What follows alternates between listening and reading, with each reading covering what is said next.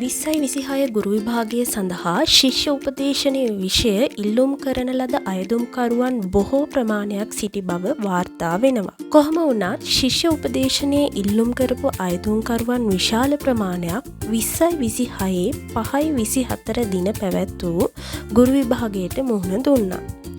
මම මේ ශිෂ්‍ය උපදේශනය පිළිබඳ වීඩියෝ මාලාවක් ඔයාලට ගෙනීමට සිතුවා. මොකද ඒක කාලීන අවශ්‍යතාවයක් නිසා. මම පළවෙනියටම කතා කරන්නේ ශිෂ්‍ය උපදේශනය ගුරු වෘත්තියට පිවිසීම සඳහා අවශ්‍ය සුදුසුකම් මොනවාද යන්න. තිරයේ දිස්වෙන්නේ මෙවර ගුරු විභාගයට මුහුණ දුන් අපේක්ෂකයන් සඳහා වූ ගැසට් පත්‍රයයි. ගැසට් පත්‍රය 2026 2/2 තමයි නිකුත් කර තිබෙන්නේ. අධ්‍යාපන උසස් අධ්‍යාපන හා වෘත්තීය අධ්‍යාපන අමාත්‍යාංශය මගින් දිවයිනේ ජාතික හා පළාත් පාසල්වල පවතින සිංහල දෙමළ හා ඉංග්‍රීසි මාධ්‍ය ගුරු පුරප්පාඩු සඳහා උපාධිධාරීන් ශ්‍රී ලංකා ගුරු සේවයට බඳවා ගැනීමේ තරඟ විභාගයේ 2026 මෑන් ගැසට් පත්‍රය නිකුත් කර තිබෙනවා. ඉතින් මම ඔයාට කියන්නේ ශිෂ්‍ය උපදේශන ගුරු වෘත්තියට යාමට කැමති නම් මේ ගැසට් එකේ තියෙන සුදුසුකම් සම්පූර්ණ කරන්න ඕනි කියලයි. මෙම ගැසට් පත්‍රයේ අපස සාමාන්‍ය පෙළ හා අනෙකුත් විෂයන් සඳහා වෙන් කර ඇති කොටසේ විෂය කේත අංකය 301න් ශිෂ්‍ය උපදේශනය සඳහා සුදුසුකම් පෙන්වනවා.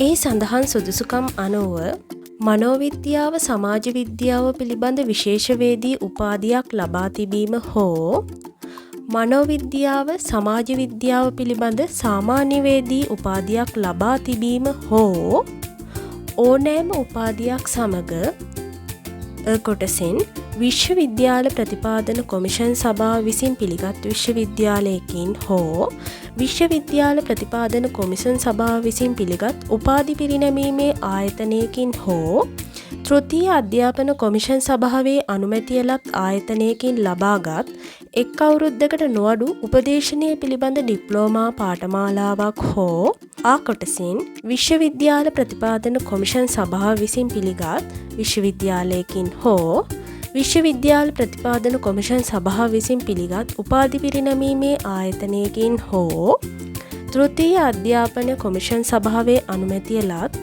ආයතනයකින් ලබාගත් උපදේශනය පිළිබඳ වසරකට නොඅඩු පශ්චත් උපාධි ඩිප්ලෝමාවක් ලබා තිබීම. ඉතින් මේ තමයි පෙන්වන සුදුසුකම්. මම මේ ගැන පැහැදිලි කරන්න. ඔයා අනිවාර්යෙන්ම මනෝවිද්‍යාව සමාජ විද්‍යාව පිළිබඳ විශේෂවේදී උපාධියක් තියෙන්න ඕනේ. එහෙම නැත්නම් ඔයාට මනෝවිද්‍යාව සමාජ විද්‍යාව පිළිබඳ සාමාන්‍යවේදී උපාධියක් තියෙන්න ඕනේ. විශේෂවේදී උපාධියක් හෝ සාමාන්‍යවේදී උපාධියක් තියෙන්න ඕනේ.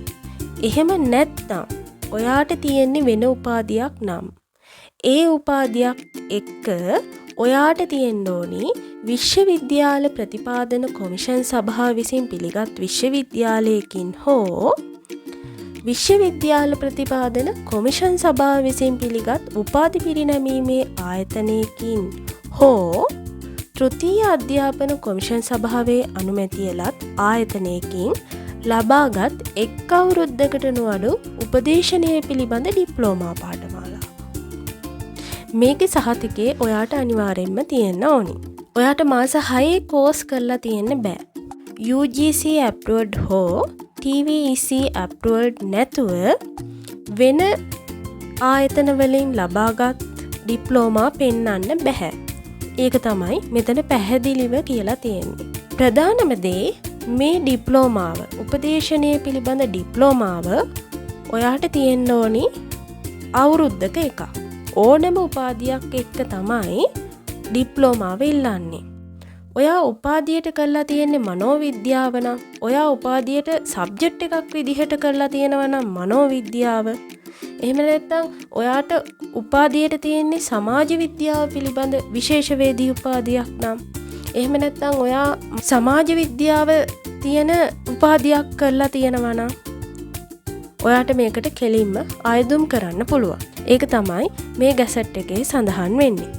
ඉතින් ඔයා අනිවාර්යෙන්ම මේ සුදුසුකම් සම්පූර්ණ කරගත්තම ඔයාට පුළුවන් ගුරු විභාගයට වාඩි වෙන්න. ගුරු විභාගයේදී ප්‍රශ්න පත්‍ර දෙකක් එනවා. ඒක තමයි IQ පේපර් එක සහ GK පේපර් එක. ඒ කියන්නේ අභියෝග්‍යතා පරීක්ෂණය සහ අධ්‍යාපනය පිළිබඳ සාමාන්‍ය දැනීම පරීක්ෂණය සඳහා ප්‍රශ්න පත්‍ර දෙකක් එනවා. පැයක කාලයක් තමයි එක ප්‍රශ්න පත්‍රයකට ලබා දෙන්නේ. ඊට පස්සේ ඔයා මේ විභාගේ සමත් වෙන්න ඕනි. සමත් වුණාට පස්සේ සම්මුඛ පරීක්ෂණය පැවැත්වෙනවා. සම්මුඛ පරීක්ෂණයෙන් සමත් වුණාම ප්‍රායෝගික පරීක්ෂණය පැවැත්වෙනවා. ප්‍රායෝගික පරීක්ෂණයෙන් සමත් වුණාම වේකන්සි 90 පාසල් වලට යොමු කරනවා. මේ විදිහට තමයි ශිෂ්‍ය උපදේශන ගුරු වෘත්තියට ඔයාට ඇතුළත් වෙන්න පුළුවන්. ඔන්න ඉතින් ඔයා හරි ආසාවෙන් ගුරු වෘත්තියට පිවිසීමට ඉන්නවා නම් මම මේ කියපු සුදුසුකම් අනිවාර්යෙන්ම සම්පූර්ණ කරගන්න ඕනි.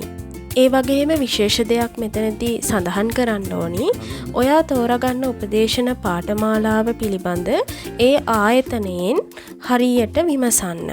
පැහැදිලිව විමසන්න. එහෙනම් මං හිතනවා මේ වීඩියෝ එක ඔයාලට ගොඩක් වටිනවා කියලා. මොනවා හරි ප්‍රශ්න තියෙනවා නම් පහලින් කමෙන්ට් කරන්න.